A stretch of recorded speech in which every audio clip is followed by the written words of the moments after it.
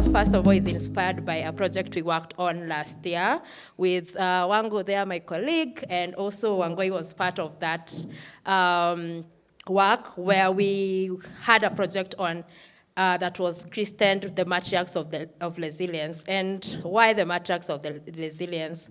Because women are at the forefront. Women are the people who are the restorers of these restorations programs. Women are the ones who keep the seeds for when we have to plant. And that's why today I'm joined by this very wonderful panel of women, because of course we know women and it's Earth Day. Of course we'll never have a world without women. We are the bearers of the kids. So yes, again for women. So I'd just like to introduce my panelists. And of course I'll start with Wangoi. And for those who were not here when she introduced herself, Wangoi works for She Changes Climate, which is a global movement of women who are at the forefront of climate resolutions. And Wangoi is also a sustainability consultant, a project manager, a climate advocate, and she currently serves as the country lead for She Changes Climate, and she leads efforts that ensure women's leadership is at the forefront of climate action, what we are going to discuss here. Next is Gloria. Gloria is a founder of Shaba. Gloria is a social entrepreneur, a sustainability champion, committed to building regenerative solutions that connect people, the planet, and purpose. Her work lies at the intersection of technology, traditional craftsmanship, and environmental impact, leading green innovations for more sustainable future. Also, Kathleen, next to me, she's a grassroots champion, and she leads women in grassroots to ensure that women are brought to the table and they are part of the conversation to ensure that climate solutions have women as part of their discussions. So I'll start with Kathleen, who is right next to me. And my first question to Kathleen would be, as a woman who works in the grassroots and works with a lot of women, how have you seen women leadership positively impacting restorations in the grassroots? I'm Catherine Washira from Laikipia. I'm a farmer and also a restoration champion. We are working with women, pale mashinani, and we are doing great. We can see that restorations in women imesaidia sana pale mashinani, because we have somebody that believed in us, believed in the power with the grassroots women, believed in the energy of the grassroots women, and also believed that the change can come from the grassroots community. We work with Roots Kenya, a grassroots organization operating together in sisterhood, and that is how we are doing our things. The leadership in grassroots women, we do trainings about group dynamics, groups organizations, because you can't do restorations without clusters, because ours is not just planting trees. It is looking forward to see that tree to maturity. So we have clusters that will help in mapping, monitoring, mentoring those farmers, and also doing more trainings. We do trainings by ourselves, the grassroots women. We are the TOTs, pale mashinani, tunafunzana sisi wenyewe, tunainuana sisi wenyewe, and that's how we are doing. We believe that restorations cannot be done in offices, restoration cannot be done in hotels, restorations cannot be done in papers, like our brother said there. Restorations can only be done practically and manually. And that is what we are doing, we as grassroots women. And we are reading, the women are reading in those group organizations, in taking care of trees, in training others. We build one another. Yeah. Thank you so much, Catherine. And just to pick up from where you've said that currently you work with women and women are well mobilized on the ground. And my question will go to Wangoi. Of course, as I had earlier mentioned, women, as we see in the media, we always see headlines of women have become the victims of climate change. And true to the word that women are the people who bear the brunt of climate change. But then if women like Catherine in Laikipia have been mobilized together, how do we ensure that women are continuing to be voices of climate change and restoration? And how do we ensure that that conversation is had with women in the room or even with women leading that conversation? Thank you, Sarah, for that question, and thank you for inviting me to this panel just to have a discussion about what I hold dear to my heart. I think my contribution has been summarized today by the discussions that we've just had, including the lawyer who was here. Part of our work is twofold. One, we try to more or less advocate for inclusion and diversity when it comes to women at the climate decision-making tables, yeah? So a statistic is, for example, at the just concluded COP, initially, if you looked at the committee that was supposed to organize COP29, how many women were there? Does anyone know? We initially did not have any female representation until coalitions, for example, like people in the media, SEC, She Changes Climate, for example, released a press release just indicating the public outcry that was out there. And that just by that meant that women were included as part of the presidential committee for COP. So if I could summarize your question, I would have 5 points. So we've had Wakili who doesn't like policy and who shivers at just hearing about policy. But I think that policy is quite integral. In Kenya, we are not lacking in terms of policy. We have very many good documents on paper. But when it comes to implementation, hapo ndio kizungumkuti. So if you can't be planning, for example, for grassroots women communities, and they're not involved from the beginning, yeah? So if you're having public consultations in boardrooms to discuss climate policy, yet, as we've had, women bear the brunt, you're planning to fail, to be honest, yeah? Then secondly, I've heard a lot about coalition building. So She Changes Climate is a network in about 7 countries, but in Africa specifically, we're in Kenya and Zimbabwe. So we can't do everything because I think climate is the new buzzword, like everyone wants to be part of it. And there's this fallacy that if you want funding, if you want global funding, create an NGO, have a CSO, and call it something Climate Kenya, or something Climate Africa, you know? So I think, in my opinion, there are so many organizations in Kenya that are doing the same thing. But if at all, as we've had initially, if you get to understand your strengths, if you're good in mobilization, if you're a good storyteller, if you're a good climate scientist, so why not just bring all these people together for you to have something that is unshakable, yeah? Then there's something I like to call citizen science. Initially, we had, for example, even in Ushago, not unless you come from a very upmarket Ushago, yeah? For you to take a hot shower, yeah, back then, I used to see my grandmother taking a 20-liter jerry can outside.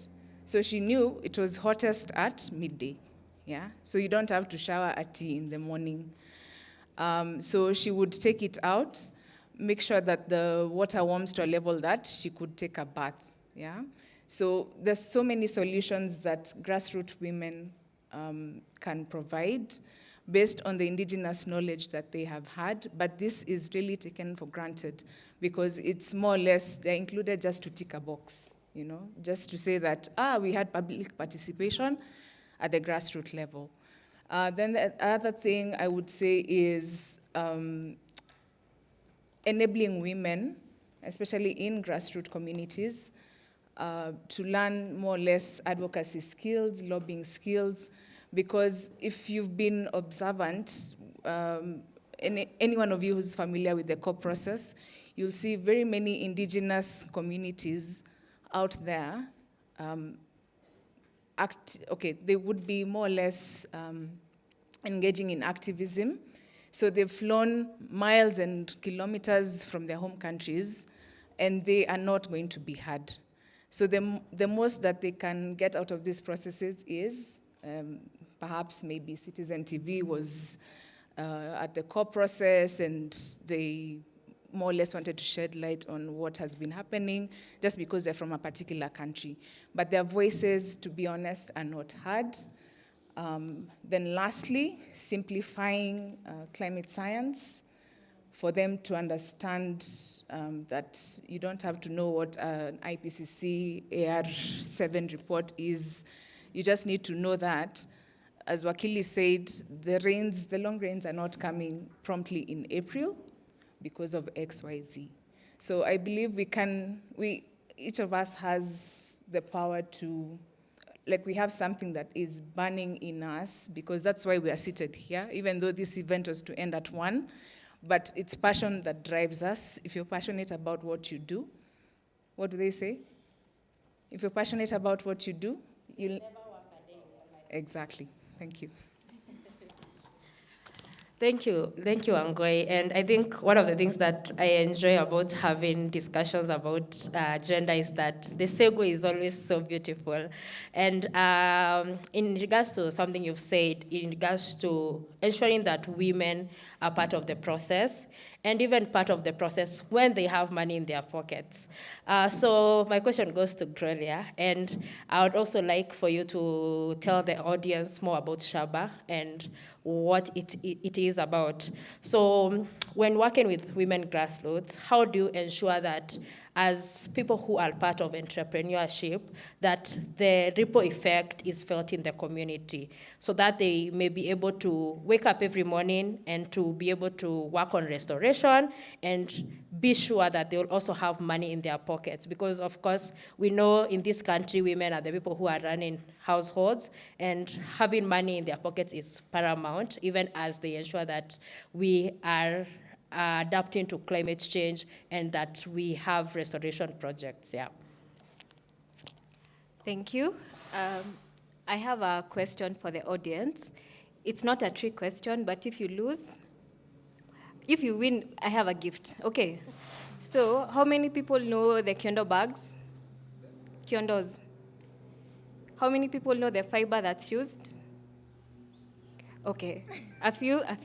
How many people have seen the process of harvesting that fiber? You've seen. Okay, so let me go back to the question. What fiber makes kiondos?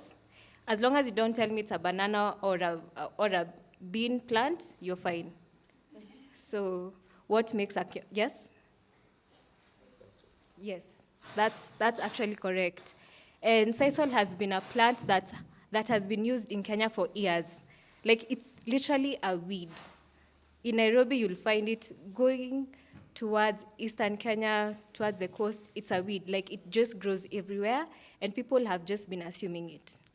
However, communities have been using the weed, in quotes, to earn money and also to restore the environment.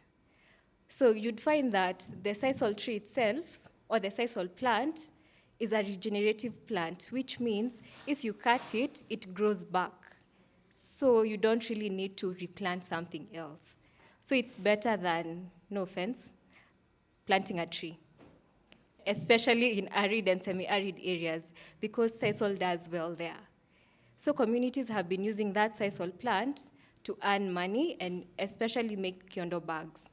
And it's not just kiondos, they're making mats, they're making a lot of things. However, the question is, communities in arid and semi-arid areas have the plant, they know how to weave, but they're not getting the benefit of the craft, so why would they continue protecting the environment through sisal? Another fun fact, sisal is a good plant that helps soil erosion. So if you're in an area that probably there's a lot of flooding, sisal holds the soil, so you can always farm on it, and also it helps in the conservation of honeybees. So you see the benefit of the simple plant. So again, back to your question, women need to understand the benefit of something, or people need to understand the benefit of something for them to protect it. The same way Wakili started when he said people are selfish. You need to look back and understand. So how, when I'm telling people to take care of the sisal plant or plant more sisal, how is it benefiting them? So you'd find that the main challenge within communities that I specifically work with is they have the plant, they have the skill, but they don't have access to market. And largely it's a systemic challenge and also a practical challenge. And you'd find majority of them don't have visibility to access this market. And Eric did the presentation of taking a smartphone, doing a video, and then posting it. Then again, the question lies in, so how many people in the communities have a smartphone? You know? So what we did at Shaba is we developed a system. So we went into one community, we started off with one, understood their heritage craft. So how do they access market? Which farmers do they work with? How do they weave? How long does it take? We understood the system, and we also took notes from the community, and then we did our own research and came up with a supply chain. So from the farm all the way to the finished product, how do we create a product that's environmentally cautious, that meets the standard to the international market, so that clients get a good product, but also the communities earn well, not just earn, but earn well. So we created that system, and that's what we do at Shaba. And to your question on the ripple effect, what I've seen when women earn money is they take care of their families, and other than that, they educate their children. So I largely work in Machakos, Kitui, Taita, Kilifi, and you'd find that majority of the women group that I work with, 90% of their children are educated. It does not matter if they do not have the basic skills that someone in Nairobi would probably enjoy, but they always make sure with the income that they're earning, their kids go to school and they always have food because of the weaving or the products that they produce. Other than that, what I've seen is they help other people grow. So if you're in a community, weaving is a heritage craft. So it means it's been taught from their mothers to them, to their daughters, and it's an entire generational craft. So we are finding women teach their daughters, and also they teach their neighbors. So you're finding it's a whole ecosystem. So among themselves, a case study is a community in Mbembani. So it's a very dry area. Maize doesn't do well, but they still insist. So what happens is the women formed a self-help group. So with the self-help group, they were able to earn money from their craft, buy goats, keep chicken, and also start a kitchen garden. So it's a ripple effect. It's not just protecting the environment, but it goes down to everyone within the community. Thank you, thank you. And I would like to go to Catherine, because I think what you've alluded to, Gloria, is that these projects that you've worked on have showed sustainability. So I'd like to ask Catherine, in the kind of work you're doing in your community, how do you ensure sustainability? Because, of course, I know sometimes these projects are supported by different donors, different programs. How then do you ensure sustainability that after the donor leaves, that the women can continue to be able to support themselves and ensure that they are able to reach their milestones when it comes to restoration? Yeah. I know that it's working. Yeah. Okay, thank you very much. Okay, it's working? Yeah. Okay, how we are ensuring the sustainability when the project comes. We do demo farms where farmers and the community learns from. We have rural women cultivating change. That's where we do agroecology, we do leadership, we do gender-based violence, and on agroecology. That's when our farmer, we run on how to do kitchen gardens, we do vertical gardens, Madana gardens, and so forth. We do conserve our soil through agroecology, where we do minimum tillage, we do biopesticide, herbicides that are not harmful to our soils. Talk of sustainability, projects comes and go. So what you are encouraging our farmers, do it practically, implement it on your farm. Hata mradi ikiisha, wewe bado tu utakuwa una earn.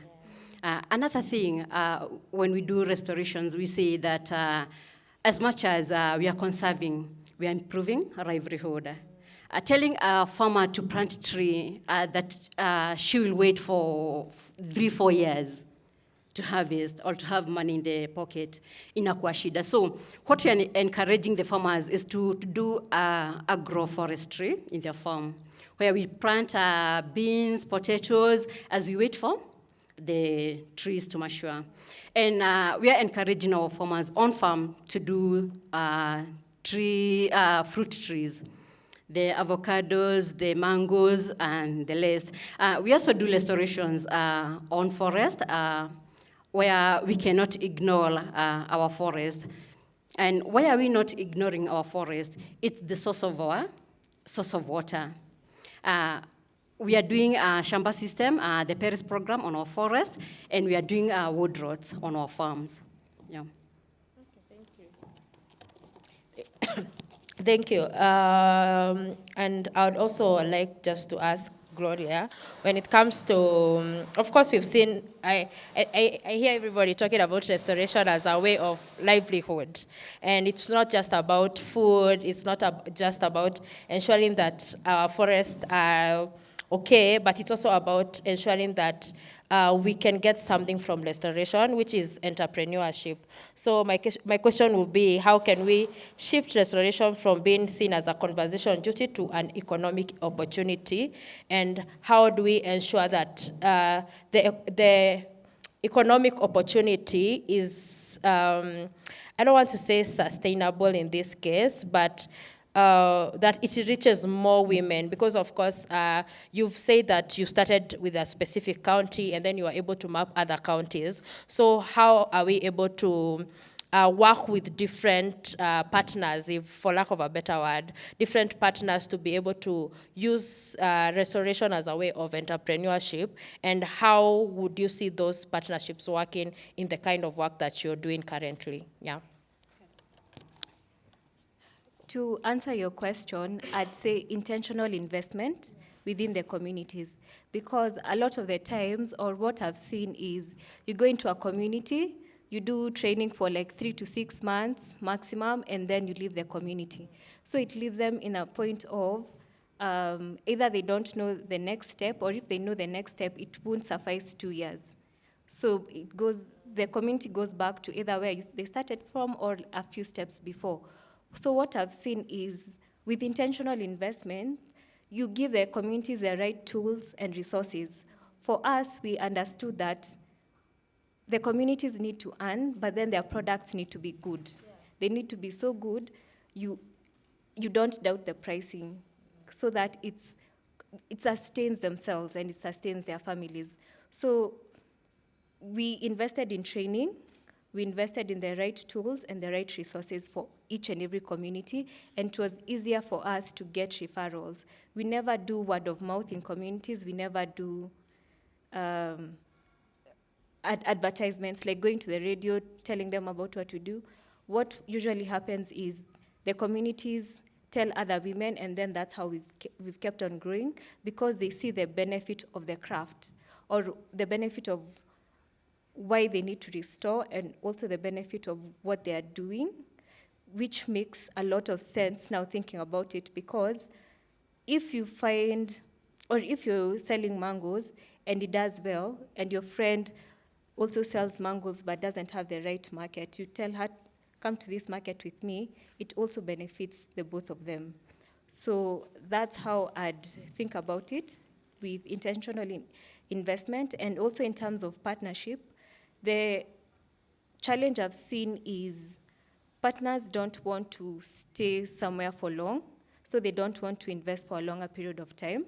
They want shorter term periods and then they leave. But I've seen a lot of, not NGOs, but individual organizations or private entities who are investing in the communities.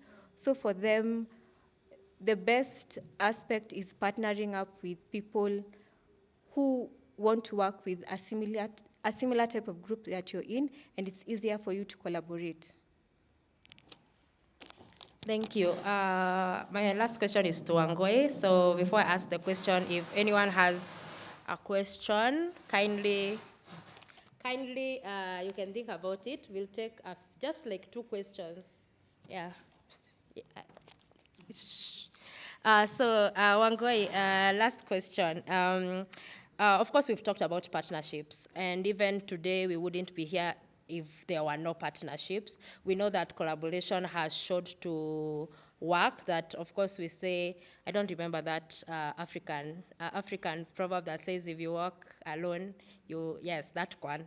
Yeah, so, so Wangoi, are there any partnerships, maybe the media movements or other platforms that have helped elevate grassroots solutions and bring gender to the forefront of the conversation? And how have you ensured that there's sustained conversation? Because I think the creative in the room will agree with me that you'll always, even in an event like this one, the media will always ask you, what's the angle? What's the angle? So how have you, if I would use the word leverage, those partnerships to ensure that the conversations on women are always at the forefront, and maybe if not at the forefront, that they are always put into consideration? Yeah. Semeni we. This is a very heavy topic, especially for me, given that it's one of my mandates here in Kenya. So as I mentioned, SEC, that is She Changes Climate, has a couple of networks in Europe, Africa, and Asia, as well as Latin America. So where to begin? I'll be biased and say that there are very many feminist and gender groups in the country, beginning with ours. We just launched in 2024. That was March last year. And I'm happy to report that at least we've had various women from very many sectors, because climate change cuts across very many sectors. So I'm happy to see Kirigo here, who's in health. We recently had an event where we invited the media. We had scientists, we had financiers, people who understand climate finance, people who understand lobbying, advocacy, because it helps to define a niche that works for you, especially in the climate space, because you can't be everything, right? So if at all you're interested also in joining the Kenya network, please feel free to reach out to me. It's not only for women, by the way. If you're a male feminist, yeah, so you don't have to be wearing a dress or a skirt. Please, if you hold women's issues at heart, and if you've been touched in one way or another by the adverse effects of climate change, and if you've seen it firsthand, please feel free to join our movement. Then there's Femnet as well. I think we've heard of Femnet. Femnet is quite huge on bringing together women, especially from Africa, who drive the development agenda. please feel free to check out their website. Then there's multi-stakeholder coalitions like the UNFCCC, that more or less is known for driving the COP process, but there's more to it than that. They're quite big on gender. There's people in the media like storytellers. If at all you forget everything that has been discussed today, I'm sure you'll remember the Freedom Band, right? You'll remember how they made you feel. So I'm quite passionate about how creatives bring about these issues in a way that is palatable, in a way that can be easily understood. So I've been challenged today, actually, just to try and demystify climate through my social media platforms. LinkedIn is not enough. TikTok is, it reaches a lot of generations. So yeah, I'll take that up. Any other people I can think about? Oh, there's global platforms like the Global Landscapes Forum. I think we've heard of it. So they're quite focused on indigenous knowledge, including matters to do with restoration. And they have several chapters around the world. So if you're interested, please check out their website. They have convenings, several convenings throughout the year. So coalition works, coalition building takes time, and it means that we, of course, have to build the trust of people so that it does not seem that you are focused on the check. But if at all you're passionate about what you do, I think you attract the right people. Thank you, Wangoi. Any questions?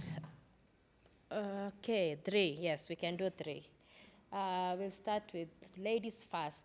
The corner there. I'm sorry to give the question to Wangoi because we share a name. I'm sorry.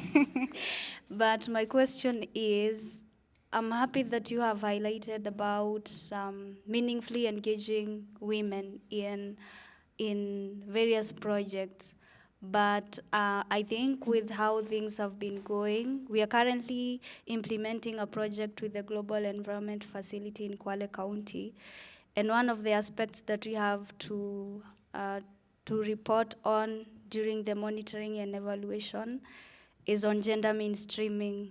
And I feel like right now we are supposed to go beyond just reporting the percentage of people that have been included in these projects, and also go beyond having just saying women have been included. So what are other aspects of gender mainstreaming, or rather gender-sensitive responses that can be effective in terms of the indicators that we can have in these projects? Thank you. This conversation is absolutely beautiful, but as we all know, this matters when it comes to gender could be cross-cutting. So I have had a lot of economic empowerment, which is absolutely beautiful for the women. My question would be, in the grassroots level, curious to know what is the support women are getting from other people, right? From their partners, because you maybe realize that some of them, as they grow economically, they might go back home and face a little bit of rough time. Our policies do no harm. Are we considering that as well?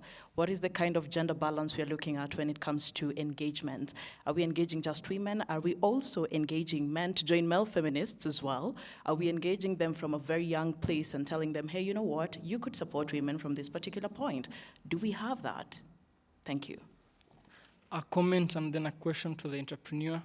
The comment on the sustainability part, you asked a question on sustainability. I think what happens on sustainability to ensure a project is sustainable nowadays, a new model or approach organizations are using is the human design thinking. Basically what it means is that before you implement a project in your area, we ask you what your needs are, what your conditions are, so that after we implement this project, ikuwe kitu niwe unataka. Isikuwe to like we're just bringing the project. And most NGOs are usually implementing projects using this design rather than using the old ways of just coming and doing things out of nowhere. And then the question to the entrepreneur, we are facing a problem whereby shifting of ideology of people living in ASAL community is a major issue. Personally, I've worked with people living in Marsabit, Isiolo, Garissa, Wajir. These people mostly are pastoralists. So when we tell them about restoration and all that, they are usually used to livestock and all that. So when we bring the restoration of, first of all, you have to restore and rehabilitate the land so that you get money from it. And then they think of the long distance they have to take and, the time it will take to ensure the land is restored so that they can bring in the money. They usually are not welcoming to those ideas. So what kind of ways do you use in terms of bringing entrepreneurship to such people? That's the question I would like to ask. Okay, I think I'll go first to my namesake. Gender mainstreaming cuts across quite a number of factors. And remember, when we talk about gender, it's not just about the woman, yeah? More long gone are the days where we talked about gender equality. We are now talking about gender equity, and that means that you're giving equal opportunities, okay, not equal opportunities, but you're fronting opportunities based on your assessment of the needs of the particular individual. I don't know if that makes sense. Because if we talk about equality, it means that, for example, we went for breakfast, yeah? So we all had an equal opportunity to go and grab a cup of tea and some snacks. If at all we had a person living with disability in this room, they have, yes, equality, because they have that opportunity to go and grab a cup of coffee or whatever, but they will not go up on their feet, assuming they are like on a wheelchair, yeah? If you look at this room, it has steps, right? So they'd be more confined to the back there, and as you can see, the doors are just wide open, so meaning they'd have to take a seat somewhere at the back. So gender equity would mean that in this room, that there's what is it called? There's a ramp, yeah? There's such considerations that are taken into making sure that everyone has an opportunity to get the resources or whatever it is that is available at the moment. So onto your reflections on matters to do with, say, for example, if you want to make a donor happy, that you have to report on the number of women that you impacted. I think nowadays, especially if you are to get serious backs, yeah, the sustainability of that particular project has to make sense. So if at all you have targeted, say, Machakos, for example. Machakos is quite huge as a county. If you want to go down to the level of the ward, you have to know the number of households that are in that community. You'd have to know, for example, their economic status, which is different, the different modes of transport that they use so as to get to their economic places of work every other day, and not assuming that everyone is working, for example. There are other people who would need help in terms of getting their daily bread, etc. So it cuts across a lot to consider, other than just age groups and what I call aggregated data. There's the socio-economic, cultural bit of things that, if not delved into, your project is bound to fail. Yeah.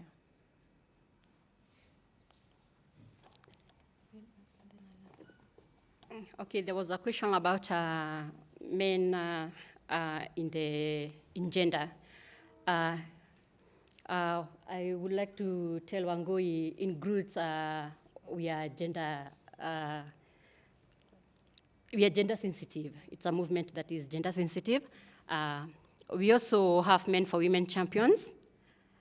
Those are the men that believe in women leadership and governance. It is not a matter of unasukumiwa. That's the men that believe in gender rule. Ambao wanakubali ya kwamba a woman can read. Ambao wanakubali ya kwamba we are saying no to all forms of GBV. Wanaume ambao wanaamini ya kwamba women can read in restorations. And in groups, we call them men for women champions. That's there. Voluntarily, that is. Okay, back to your question around how do you get communities to buy into the solution or also invest. My biggest advice is getting them to see the vision, and then it's easier for you to quote unquote convince, because if it's tree planting and the area is too far, they will not go for it. Or if they don't see the initial benefit at the onset, then it also won't sit well with them, and they have a high likelihood of dropping the solution and going to their former ways or adopting something new. What I've seen, especially in tree planting, to get the youth to be invested is they're usually paid per tree, harvested or supported. So there's always a monetary value. But if there's no monetary value for them to invest in, then make it as easy as possible for them to buy into your solution.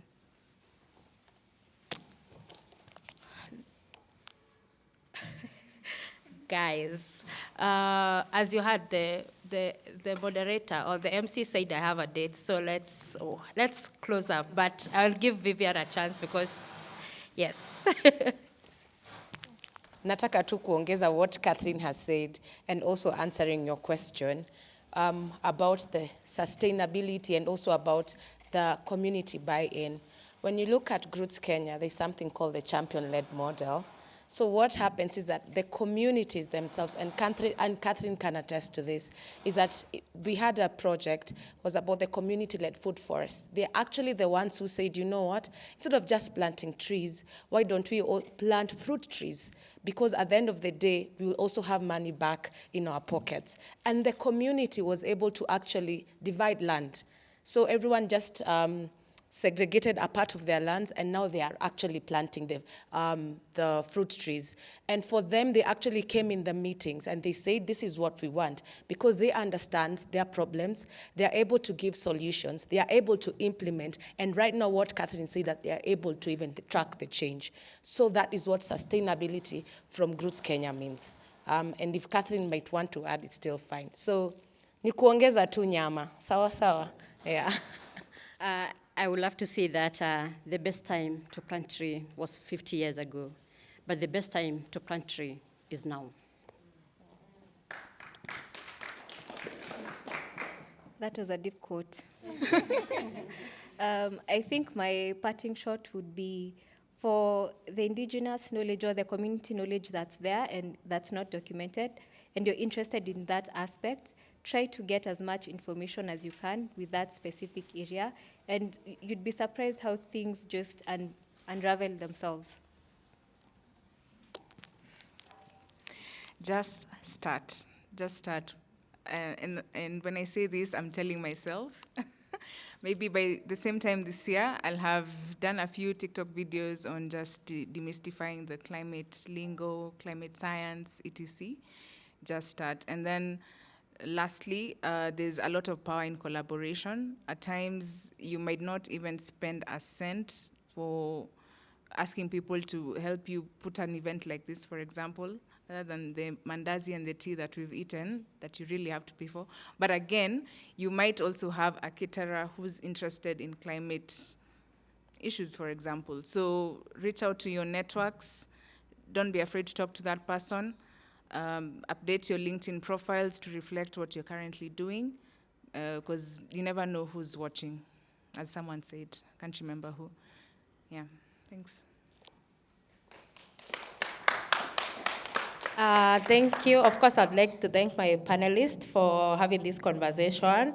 I think one thing that, I know it's a bit controversial, but no matter how, whatever you forget from this whole event, just know that restoration is more than planting trees. I think we are all in agreement about that. So next time our president gives us a day to plant trees, let's plant trees, but let's do more than that, yeah. So thank you and have a lovely week ahead.